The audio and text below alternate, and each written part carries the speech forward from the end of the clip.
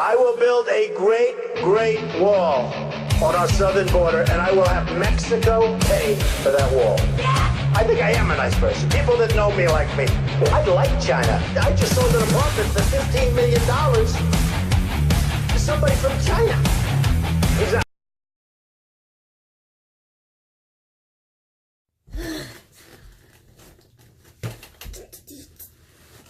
Today, I know Father's Day was like a week ago, but we're still going to be talking.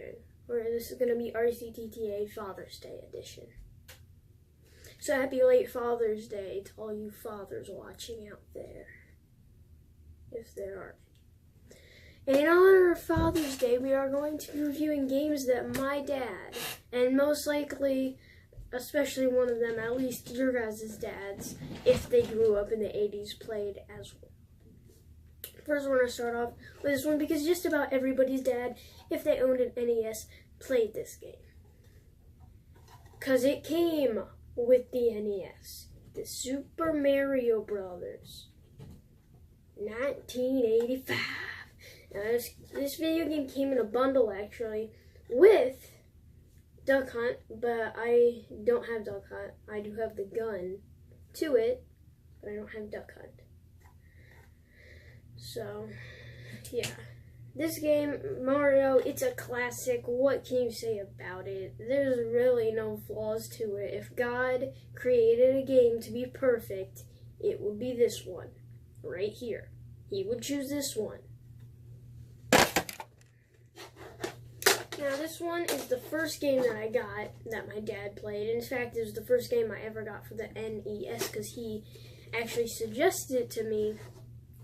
Dr. Mario. Now, I love playing this game when I am sick because it's Dr. Mario. I don't like on sick days in school. I'm like playing Dr. Mario today. If my parents are home, great, multiplayer. I love doing that. But if I'm home alone when I'm sick, then single player is fine too. Just play some Dr. Mario alone. Because it's pretty cool. It's got, 80s style drawing with Dr. Mario. Yeah. I like this game. I feel like it's very underrated and very, in the shadow of the actual Mario games. And people just see it as a extra, and people don't include it in a Mario timeline, where I'm like, it's a Mario game. I can see not putting Mario Kart in a Mario timeline because, everybody's able to kart together and everybody and their mother has a baby version. But I can see that. But that game, it's not, it has Mario in it. It should be in the timeline. The second game I ever got for this is this game. RC Pro-Am. My dad told me that he also played this one. This game's pretty good. My only problem with it is it has some slippery controls. That's my only problem with it, is its slippery controls. And to be fair, 1985 racing games were slippery. You just need to get used to it when you get it. It's a pretty fun game. I can sit in front of the TV for hours if I get bored of Mario. For hours. If I get bored of Mario, I will definitely pick up this game. I will probably pick up this game because it's a fun game. And I have, oh my gosh, my cats have sneaked in the room. Fantastic. But yeah, this game is pretty good. Like the design on the front. It's pretty cool. And then the final game, this. Now these are just games that he's told me about. The other two games that I have, other than these, he might have played. I don't know. But Tiger Heli.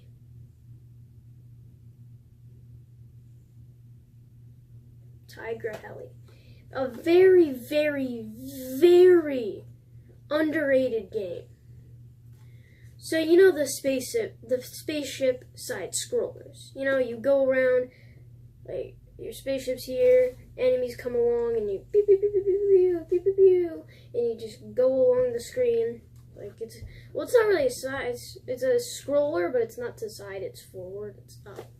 It's pretty cool. This game does that exactly. And guess how much I got it for? $4. $4.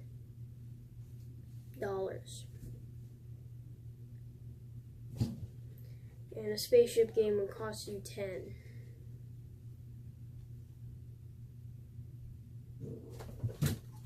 This game right here,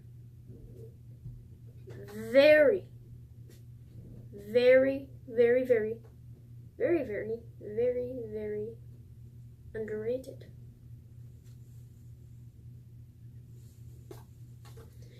Probably one of the most underrated. I don't know. I feel like Top Gun might be also a little underrated. I just feel like it's not talked about enough, and it's really, really good. I know I reviewed this game once, and I told you guys that it was pretty underrated. But I just can't say it enough. I also like how they included the grippy thing to pull it out. I like that. It's pretty cool. These cartridges are really big though. Like, they're the size, they're bigger than my hands by a little bit. They're like the size of my face, almost. My head's up here, only a few inches. These cartridges are ginormous, and that's my only problem with them. They got these cartridges. They're classic, but they kind of take up a lot of space. So.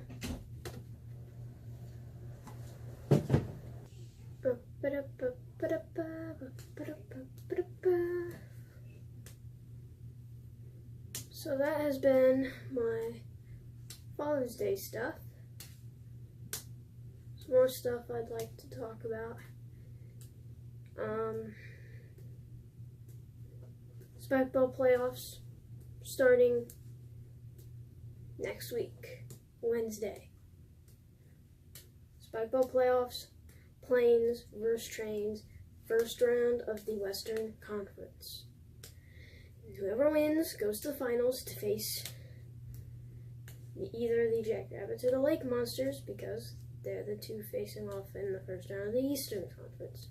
And then free agents first, NBA draft, and then free agency.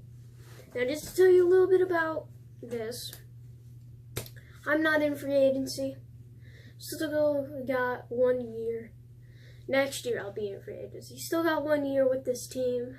Have a 4-year deal. So, then let's see what else. Kat is on a. Technically, we're all still on our rookie contract. We're all still on our rookie contract, technically, even though me and Henry are already stars and not really looked at as rookies. But we're still on a rookie contract. I know, it's kind of cool. But Kat still has 1 year left. Henry has 1 year left. But Sam, at the end of this season, has a chance to leave the Jackrabbits. So, that's teams might be fighting for him. I don't know. Let's see. I know I'm probably not going to be trying to get him. Sam's probably going to resign, though. He's probably going to resign. Henry's sister, it has 1 year left. Really, Sam's the only one going into free agency. So, and here's the thing. So there are 3 people going into the draft. Braddock Mills, Caleb Leathers, and Jaden. Yeah, Jaden. So, the 3 teams with the worst record are going to get the picks. And guess who's getting the picks? first overall pick, the Unicorns, then the Plains, then the Jackrabbits. So if the Jackrabbits do lose Sam to a team like the Unicorns, and they might trade Abby for Sam because they can trade, they might switch teams, they will still have, I feel like Sam is going to resign because he likes his team that he's on, and I feel like, really, honestly, I feel like he wouldn't leave this team because what he's got going on in that area of team, now I feel like the Jackrabbits should draft somebody very defensive, like a Braddock. Here's my mock draft. The first pick, I feel like the Unicorns are going to draft Caleb because they need an offensive player. Because Abby is a very good defensive player. I've played against her. She's a very defensive player, just not that good on offense. But definitely next year, probably a contender for Defensive Player of the Year. Or maybe this year. Probably a contender for the Defensive Player of the Year this year. But they need an offensive player to close out games. So here's what I think. They will draft Caleb Leathers because he's a very, very good offensive player with his fast hit. He lays the ball down and then hits it, shoots forward. He's a very fast scorer with that. And that will be deadly. That will be deadly against even the best defenders. I mean, you saw how Henry did. That was his first time ever playing spike ball, and you saw how Henry, he was able to score past him with that fastball. So here's what I think the Unicorns should do. They should start Caleb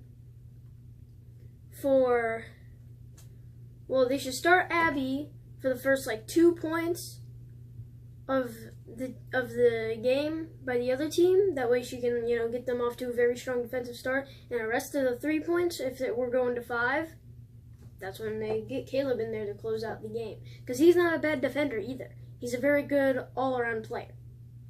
And he's probably going to be in the All-Star game. Maybe not his first year because he's a rookie, but he'll probably be in there. Let's see. The Plains, probably, I know this has turned into a Spikeball Weekly video, but, Plains will probably take, I don't know. Because Jaden and Braddock, we haven't ever seen Jaden play. But he has length. He's a very tall guy. So I feel like he'll be a good defensive player against someone like me. Because I don't have that reach. But I will still probably be able to score on him. Because, have the scoring title, the blocking title, 2 NBA rings. 2 rings, and all of that, but whatever. But he'll probably be a very good defender. I don't know how he's going to do on offense, though. Because he could probably reach out and just roll the ball fast, and it will probably get past most people. I don't know. We'll have to see.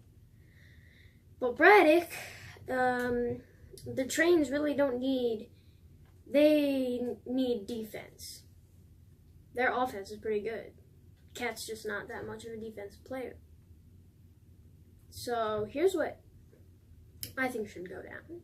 They should pick Braddock because they have Cat play offense for the first 4 points, 3 points, however they decide to work it out. And then at the end of the game, Braddock comes in, not because he's a scrub, trash time minutes like in NBA. In spike ball, I feel like at the end, it's going to be time for defensive guys, defensive all-stars. And Braddock is going to be a defensive all-star. So he's going to be a very good closer for them. Cat's going to score the first 3 points. Braddock comes in, scores 2 points, and gets a ton of stops. They win the game. But that leaves the Jackrabbits with Jaden, and the Jackrabbits have the same problem as the Plains a little bit. So I feel like my mock draft will go Unicorns, Caleb Leathers, Plains, Braddock Mills, and then Jackrabbits, Jaden. I don't know. Now, we already have confirmed that Dominic Smith is going to the Evergold Pine Trees. We have confirmed that he's going to the pine trees. They signed him to a 2-year deal. He's going to be there for 2 years, and we're going to see what happens. I mean, a 2-season deal. He's going to be there 2 seasons. We're going to see what happens. I don't know how it's going to go, but we're just going to see how stuff goes down in the offseason this year. It's going to be very eventful, I feel.